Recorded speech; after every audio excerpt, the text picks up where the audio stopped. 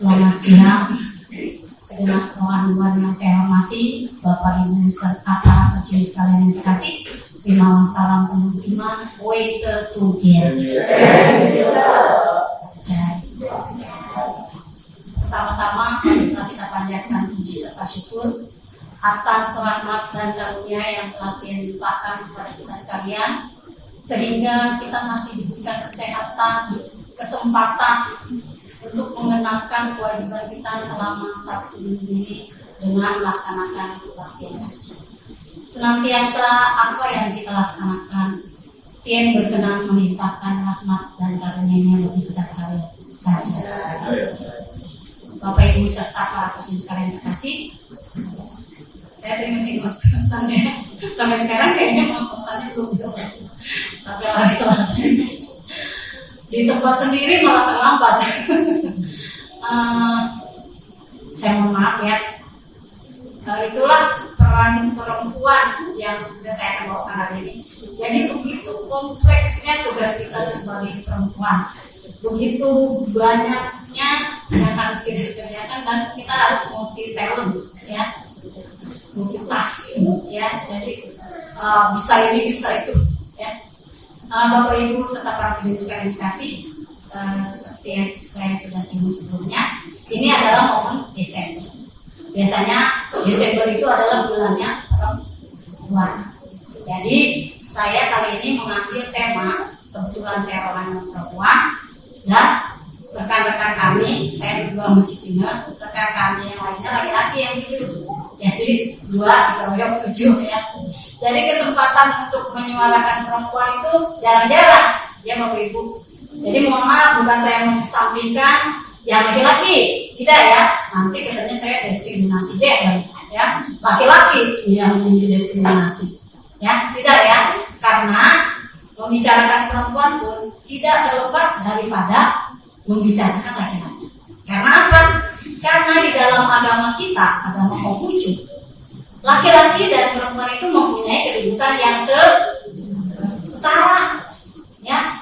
Kalau dilihat dari ayat suci kita, di dalam Konghucu itu tidak ada yang namanya ketimpangan gender atau ketidaksetaraan gender. Itu nggak ada. Karena apa? Dalam agama Konghucu itu ya setara. Dilihat dari kitab I Ching ya, di mana Tien menciptakan segala hukum-hukumnya di atas dunia ini dengan konsep yin yang ya. Yin melengkapi yang melengkapi yin. Wanita dilambangkan dengan lambang yin, laki-laki dengan lambang yang ya. Yin yang ini jadi satu kesatuan yang utuh ya. Laki-laki dan perempuan ini jadi satu kesatuan yang utuh, tidak berpisah. Artinya dalam kehidupan laki-laki dan perempuan itu berjalan bergandengan, beriringan, saling membantu, saling melengkapi. Begitupun dalam hal tugas-tugas dalam kehidupan ini. Jadi saat ini saya akan membawakan tema tentang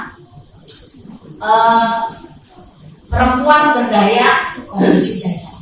Ini kan sering tuh yel-yel begitu, perempuan berdaya Konghucu Jaya. Nah, bagaimana sih peran kita sebagai perempuan supaya kita tetap berdaya, sehingga di dalam keluarga kita harmonis, bisa membawa kemajuan untuk keluarga kita, begitupun dalam masyarakat, juga di dalam negara. Karena teraturnya negara itu berpangkal dari keberesan dalam rumah tangga.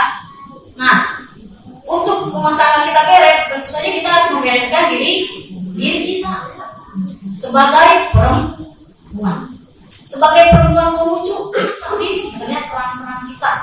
Ya, peran-peran yang harus kita laksanakan. Bapak Ibu serta para pemirsa sekalian kasih, mungkin dulu ya, perempuan itu selalu tugasnya itu di dalam rumah tangga. Cuci, masak, ngepel, ngurus anak, ngurus suami.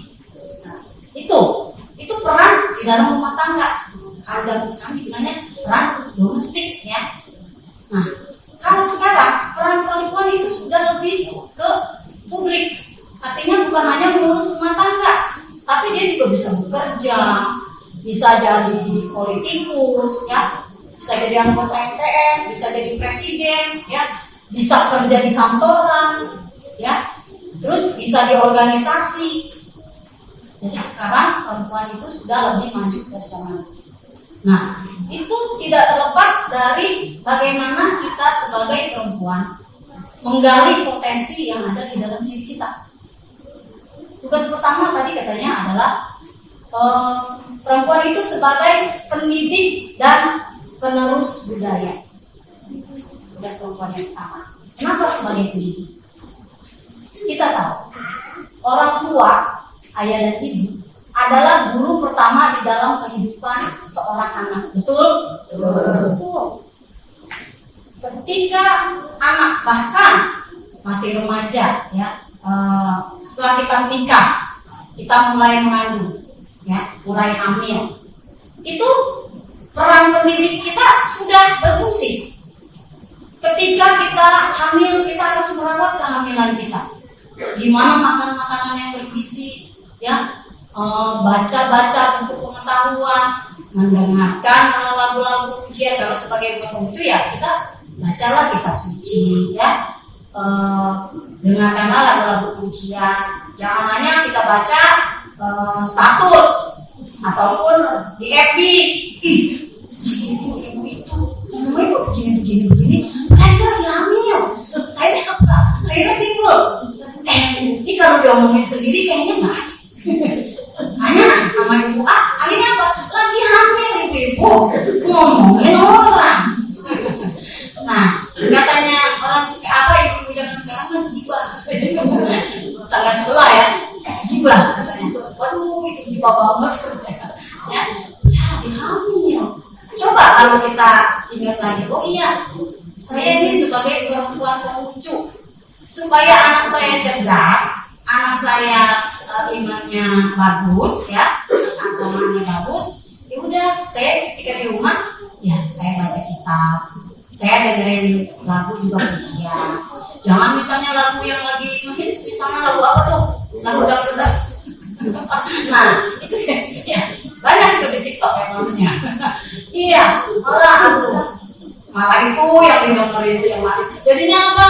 Bayinya ikut tuh di dalam perut goyang-goyang. Karena yang didengerin misalnya lagunya goyang dongeng. Ya, jadi bayinya goyang-goyang ke dalam perut apa diam. Ya, coba kalau bayinya kita bawa tenang, kita dengerin lagi pujian. Bayinya, wah, responnya ya nggak akan, biasanya muter aja tuh di perut, orang dangdut, dia gimana lagi. Nah, ketika kita hamil, dengerin lah kalau pujian, ya. Terus bacalah pengetahuan agama, pengetahuan tentang kehamilan. Terus makanlah makanan yang benar-benar sehat. Jangan ketika kita hamil pengennya makan cabai misalnya. Wah, saya mau hamilnya pengennya makan cabai 15 misalnya gitu. Pedas, kalau nggak pedas nggak bisa makan. Jadinya apa? Kehamilannya bukannya sehat. Jadi dirawat dari rumah sakit, mahnya kumat. Kenapa emang? Itu gara-gara hamil. Hamilnya yang disalahin. Padahal diri sendiri yang tidak bisa memperhatikan makanannya, asupan gizinya. Begitupun ketika yang hamil, dia harus periksain kandungan kita. Nah, kenapa ini saya bawain? Karena di Kementerian Pemberdayaan Perempuan itu angka kematian ibu dan bayi itu masih tinggi, Bapak Ibu. Jadi kalau di daerah-daerah untuk periksa kehamilan itu sulit. Kenapa? Karena tidak seperti kita di kota-kota besar. Akses untuk pelayanan kesehatan gampang, ya. Di sini ya ampun, setiap RT kali ya, atau setiap itu ada dokter praktek, klinik. Tapi kalau di sana, di daerah-daerah, kasihan sekali saudara-saudara kita mau periksa kehamilan harus jalan jauh, ya. Nggak hamil aja jalan jauh capek, ya. Apalagi hamil jalan jauh, akhirnya apa? Ya kecapean, bisa aja jadi keguguran. Nah, untuk itulah bagi calon-calon nih anak-anak pakit, anak perempuan yang nanti akan menikah, dari sekarang tuh disiapin juga. Jangan maunya makan makanan yang makan makanan yang cepat saji, ya, yang instan, maunya makan mie aja. Akhirnya apa? Remaja-remaja kita sekarang banyak kekurangan zat besi, badannya kurus, ya, bukan karena dia kurang makan juga, tapi kebanyakan dia generasi kecil ya. Nah, kita sebagai ibu-ibu nih yang punya anak, bukan hanya anak laki ya, anak perempuan, perhatiin juga tuh Bapak Ibu, jangan anak kita juga asal makan. Saya terus terang tantangan pendidikan sekarang itu luar biasa. Anak kita nih kalau minta, mama bikinin ini mah, jangan minum dulu dede, itu kan kita umur, jangan minum dulu, itu nggak sehat. Kapan makan minumnya? Udah 2 hari yang lalu kan jaraknya juga baru 2 hari gitu. Udah maunya makan ini lagi, makan KFC lagi, makan yang tepung-tepung lagi. Sayuran, ada sayuran dimasakin sayur sama mamanya di Indonesia, disingkirin jauh benar. Ntar kalau ditanyain itu nggak makan sayur, makan udah makan. Jadi Bapak Ibu perhatiin juga nih anak-anaknya. Buah-buahan juga anak sekarang itu kalau makan buah, kalau nggak dikupasin nggak dimakan, benar nggak Bapak Ibu? Betul.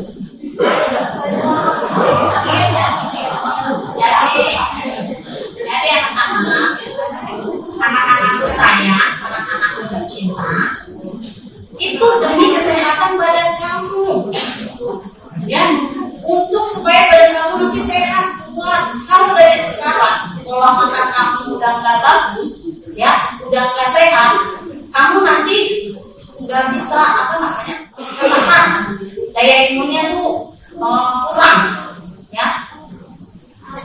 Setiap makanan yang kita makan itulah obat buat diri kita. Jadi anak-anak sekarang makanlah buah, makanlah sayuran, jangan cuma sukanya mie, ya, apalagi deng, ya, suka banget deng ya. Itu ya. Jadi diperhatiin. Apalagi juga anak perempuan, perhatiin, kalian nanti akan berkeluarga, akan punya anak juga. Perhatikan gizi ketika kamu sebelum menikah dan menikah. Karena apa? Stunting juga banyak di Indonesia. Kenapa stunting? Karena itu kekurangan zat gizi. Kalau saya bahas lebih jauh, ya nanti panjang. Ya, jadi cegahlah stunting dengan makanan bergizi. Ya, sebelum kamu menikah, setelah menikah, ya harus perhatian ya anak-anak perempuan. Karena kenapa? Kalau bukan kita yang perhatiin, nanti kita memiliki generasi penerus. Jangan sampai anak-anak kita nanti kena penyakit gagal tumbuh atau stunting, ya, terus juga tidak cerdas. Kemudian kenapa peran perempuan juga sebagai penerus budaya? Bapak Ibu, sekarang saya mau tanya, siapa yang di sini bisa bikin onde? Dan bukan cuma pulung-pulungnya ya. Kalau pulung-pulungnya dong gampang. Siapa yang mau ngadongin nanti? Sudahkah itu kita berikan untuk anak-anak kita? Jangan-jangan kitanya sendiri juga nggak bisa. Bener ya? Bener nggak? Itu ngadonginnya pakai apa ya? Nah, itu yang perlu kita pikirkan dari sekarang. Bukan hanya untuk anak laki-laki, anak perempuan, tapi juga anak laki-laki. Jadi budaya bikin onde itu, ya, kan itu sajian khas Tuncil. Itu harus kita ajarin ke anak-anak kita. Kalau sekarang kita nggak bisa, belajar sama yang bisa. Di Perkim juga ada di perlombaan bikin kue onde, ya. Jangan cuma kecil banyak. Ya, nah itu kalau ini kita tidak teruskan kepada anak cucu kita, siapa nanti yang akan tahu sajian onde itu gimana dapatnya? Ya, oh itu sajian onde dari mana ya? Bikinnya gimana ya? Udah putus dah, udah diteruskan tuh budaya bikin onde. Makanya kita sebagai ibu, kita juga adalah penerus budaya. Budaya budaya agama seperti onde, kocang, ya. Nah, bisa kita. Jangan kita tahu makannya aja. Gampang Bu, beli aja di undang-undang ronde. Nah itu beda rondenya. Ya, kalau undang ronde mah nggak ada yang merah putih. Putihnya paling ada, tapi adanya putih hijau. Itu juga gede-gede. Ada isinya kacang. Ya. Nah itu peran pertama, Bapak Ibu. Kemudian peran kedua, peran kita sebagai tadi udah ya, sebagai pendidik dan sebagai penerus budaya. Kemudian peran kedua juga, kalau ini kita di luar peran rumah tangga ya. Kalau peran rumah tangga tentu saja yang pertama yaitu tugas kita. Kalau kita sebagai ibu juga sebagai istri, anak, istri, ibu. Ya, ini nih peran kita di dalam rumah tangga, dalam keluarga. Ya, sebagai anak kita tentu saja berbakti kepada orang tua kita. Sebagai istri kita menjadi partner, ya, menjadi teman untuk suami kita, mendukung, mensupport suami, termasuk juga melayani suami. Ya, kemudian sebagai anak, sebagai istri, sebagai ibu, yaitu tadi sebagai pendidik dan penerus budaya. Kemudian yang kedua yaitu perempuan juga berperan sebagai pembantu di dalam ekonomi. Artinya perempuan juga berperan di dalam membantu ekonomi keluarga. Benar? Benar nggak? Banyak nggak di sini yang bekerja? Benar. Nah, itu kan bukan hanya di rumah tangga peran perempuan, tapi juga sebagai pegawai, ya, sebagai pedagang, sebagai pengusaha, ya. Tidak menutup kemungkinan nanti ada, ya, politikus perempuan beragama Konghucu. Ya, sancai ya.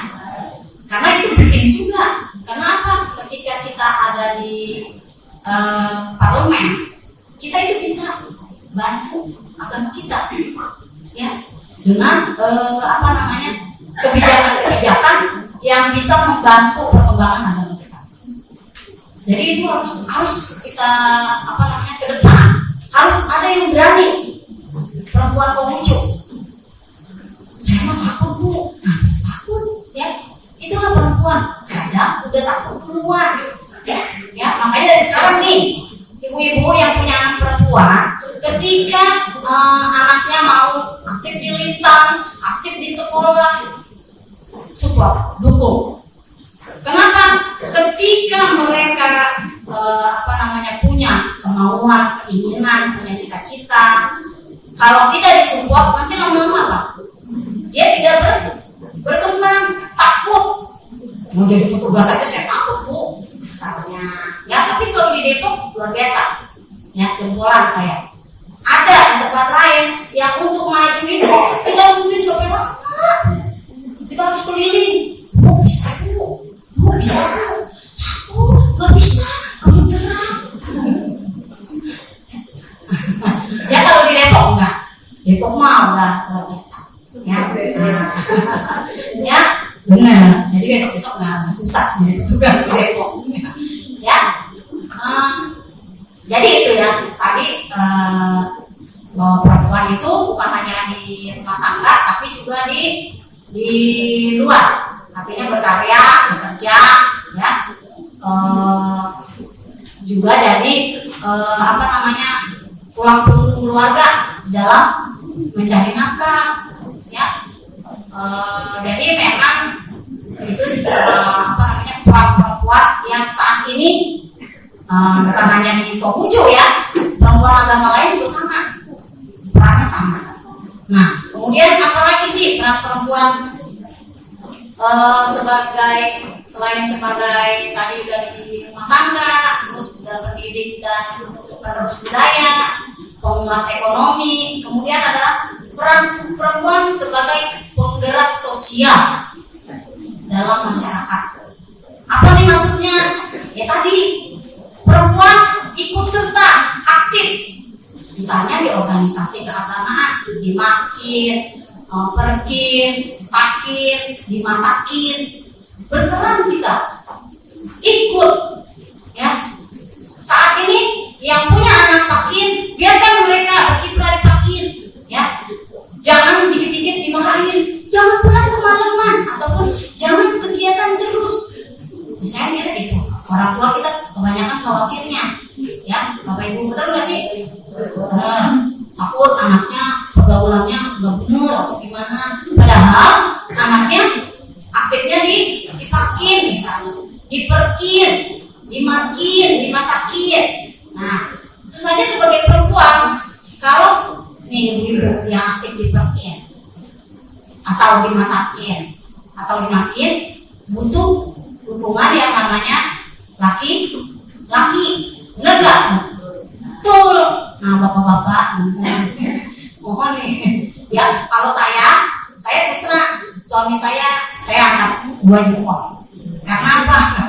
Sekarang ketika saya sibuk, maksudnya ketika saya tugas ini tugas itu, dia sibuk juga tuh di rumah.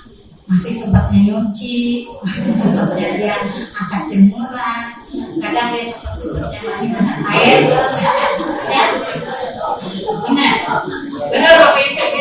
Jadi apa namanya? Itu jangan ketawa ya, karena memang itu kerjaan rumah tangga bukan hanya kerjaan perempuan. Betul nggak sih? Ya. Nah, bagi yang saat ini laki-laki masih males kerjaan rumah tangga, ingat bahwa laki-laki dan perempuan itu harus saling bantu, saling membahu, ya bahu-membahu, ya harus saling bergandengan tangan. Siapapun yang sempat bantu, ya. Dan satu lagi, ketika istrinya aktif di luar, maksudnya di luar kan tapi kegiatannya misalnya ke mall atau kemana, bukan ya. Di luar artinya kegiatan perkin, misalnya ada kegiatan perkin, aktif di perkin, kegiatan makin, aktif di makin. Itu jangan dimarahin, Bapak Ibu, jangan didiemin, jangan kita jadinya timbulnya pertengkaran, ya jangan. Kalau memang sudah agak-agak warning, artinya dia pulangnya malam, ya ikut kegiatan masa seminggu pulang malam terus, kan enggak ya Bapak Ibu. Biasanya kegiatan itu juga siang, ya. Selagi memang itu positif, bisa buat keluarga, ya nggak apa-apa. Bisa bukan hanya keluarga, untuk kemajuan agama, ya sok silakan didukung. Kalau misalnya khawatir sama istrinya, sempet anterin, ya. Saya ikut ya, saya anterin ya. Nah ibu juga jangan merasa ketika dianterin jangan merasa repot, ya. Ada pengawal, ntar nggak bisa ngomong di sini, domelin, jangan Bu. Ketika suami ataupun anak kita mau ikut, ayo, ya. Papa mau ikut dong, ikut seminar yang mama ikutin ataupun rapat, boleh, ayo silakan. Malah Bapak Ibu, pengalaman saya pribadi, kalau zaman dulu saya itu mungkin sendiri ya, zaman dulu banget ya. Setelah itu kalau pergi sendiri itu pasti yang namanya ada khawatir dari suami itu pasti ada. Akhirnya apa? Yang penting selentingan ada sekecil misalnya, akhirnya jadi ribut, berantem, rumah tangga akhirnya jadi apa? Dan tidur. Tapi kalau kita perginya sama-sama, nah suami juga nih kalau dilibatin mau Pak, ayo anterin istrinya, anterin, ya. Ini bukan curhat ya, karena suami saya mau bukan minta juga dia mau ikut. Saya masih ajak Bu, karena apa? Cuma satu, nggak ada bang saya. Ya emang gak boleh kalau kita ya, satu istri satu suami Bu, kita monogami, ya. Jadi begitu, suami support, ya, istri juga melibatkan suami, yaitu supaya tidak terjadi salah paham antara suami istri. Nah itu peran sebagai penggerak sosial. Jadi bukan hanya di agama, tapi juga di masyarakat ataupun lintas agama. Itu silakan. Misalnya ada undangan kalau di Depok itu GOW, aktif di GOW, silakan. Kenapa? Itu juga memperkenalkan agama kita, ya. Gimana kita mau dikenal kalau kita sendiri tidak mengenalkan diri ke masyarakat, ke lembaga pemerintahan, ya. Kemudian peran kelima yaitu peran sebagai pemelihara alam. Ini nih biar dibahas nih, ya kita udah sering lakuin. Bapak Ibu di rumah, siapa yang suka rumahnya kotor? Suka nggak?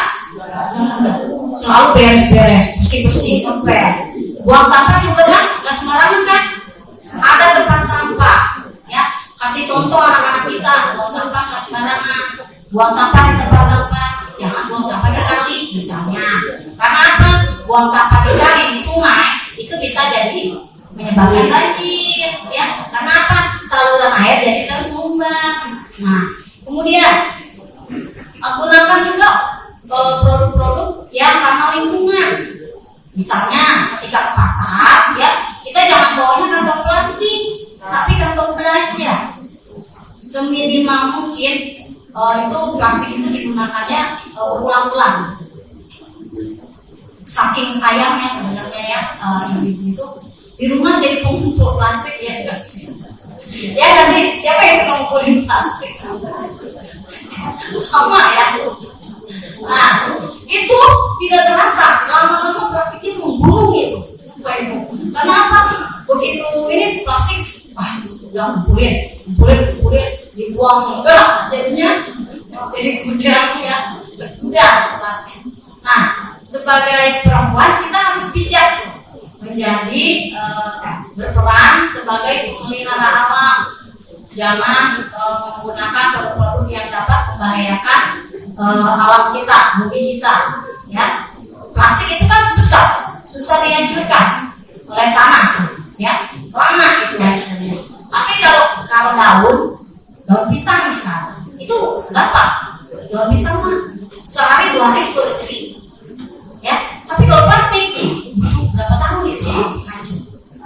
Nah, ya, jadi ingat nih kita, ya, yang suka pakai apa plastik, ya, harus bijak menggunakan plastik. Kemudian juga bagaimana kita itu tadi sudah membuang sampah jangan sembarangan.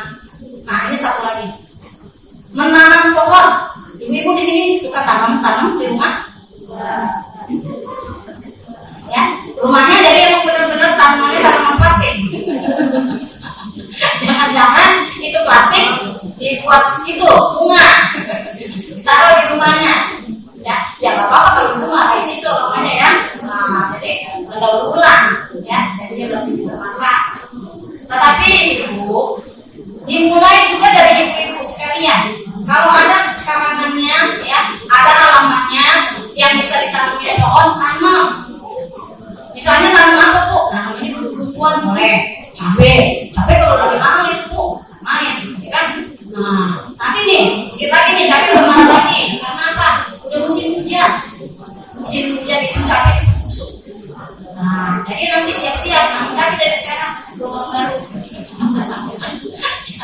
Nah, itu jadi Bapak Ibu, pemelihara kita juga berperan sebagai pemelihara alam.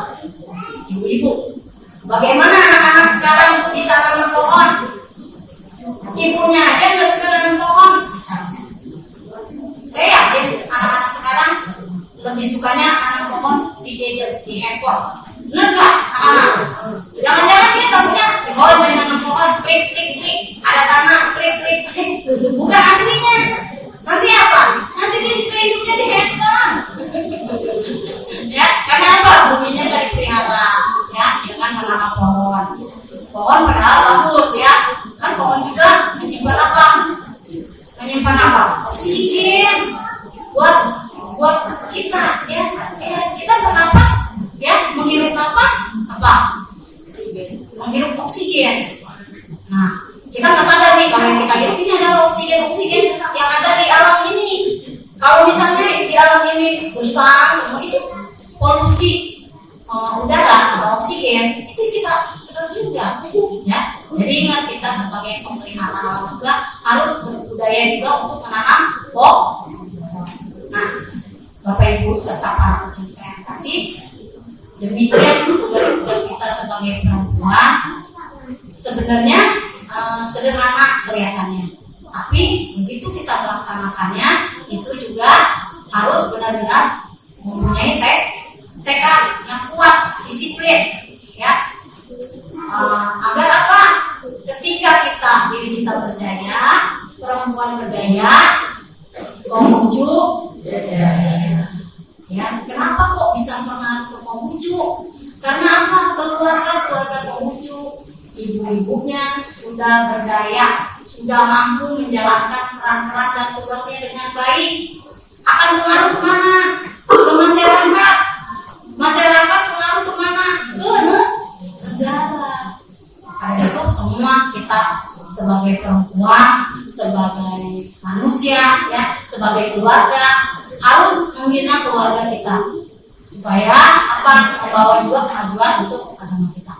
Nah, Bapak Ibu serta para coaching yang terkasih, demikian apa yang dapat saya sampaikan pada kesempatan siang hari ini. Akhir kata, terimalah kembali salam penuh iman, hanya kebajikan yang benar. Wake to Sampai.